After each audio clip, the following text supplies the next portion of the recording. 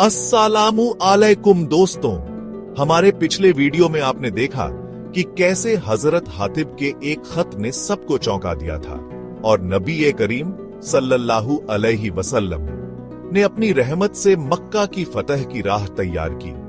आज हम इस कहानी को आगे बढ़ाएंगे जहां अब्बू सुफियान का ईमान और मक्का की बिना जंग जीत का रोमांचक सफर शुरू होता है।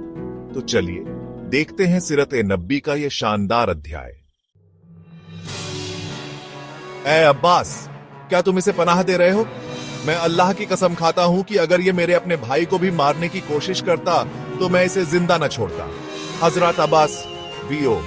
ए उमर, अगर ये मेरे कबीले का कोई शख्स होता तो क्या तुम ऐसा ही कहते?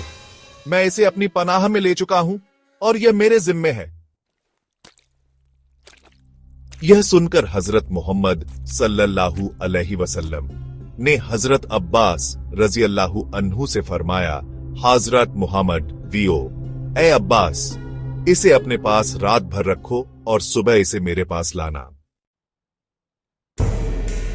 हजरत अब्बास रजी अल्लाहु अन्हु अब्बू सुफियान को अपने खेमे में ले गए और रात भर उसकी निगरानी की। सुबह होते ही वे उसे लेकर नबी करीम सल्लल्लाहु अलैहि वसल्लम की सेवा में हाजिर हुए।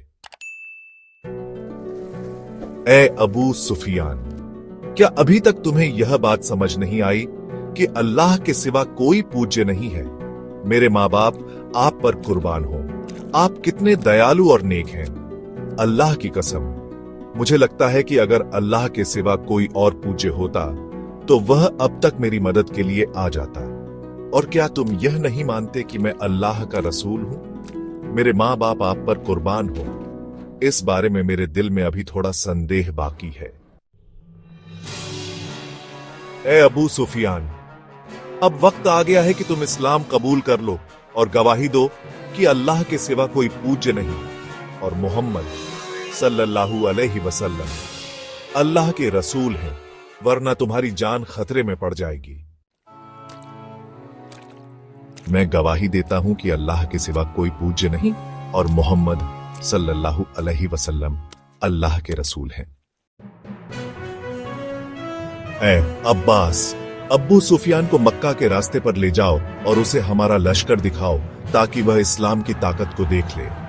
हजरत अब्बास रजी अल्लाहु अन्हु अब्बू सुफियान को लेकर गए और उसे इस्लामी लश्कर की शानदार व्यवस्था दिखाई। हर कबीले के लोग अपने अपने झंडों के साथ कतार में चल रहे थे। अब्बू सुफियान ने यह सब देखकर कहा, ए अब्बास, तुम्हारे भतीजे की सल्तनत तो बहुत बड़ी हो गई है। ए अब्बू सुफियान, यह सल्तनत नहीं, नबूवत है। हाँ, सच में। जो अबू सुफियान के घर में दाखिल हो जाए वह सुरक्षित है। जो अपने घर का दरवाजा बंद कर ले वह सुरक्षित है और जो मस्जिद ए हराम में पनाह ले ले वह सुरक्षित है। इस ऐलान के बाद आप सल्लल्लाहु अलैहि वसल्लम मक्का की ओर बढ़े। 20 रमजान को मक्का फतह हुआ। आप सल्लल्लाहु अलैहि वसल्लम ने ऊंट पर सवार होकर मक्का में दाखिल हुए। आपके सिर पर काला रंग का रुमाल था और हाथ में एक झंडा था। आप सल्लल्लाहु अलैहि वसल्लम ने काबा के पास पहुंचकर तौहीद का ऐलान किया और मूर्तियों को तोड़ने का हुक्म दिया। कुरैश के लोग डर के मारे इधर उधर छिप गए थे, लेकिन आप सल्लल्लाहु अलैहि वसल्लम की रहमत और उदारता ने सबको प्रभावित किया।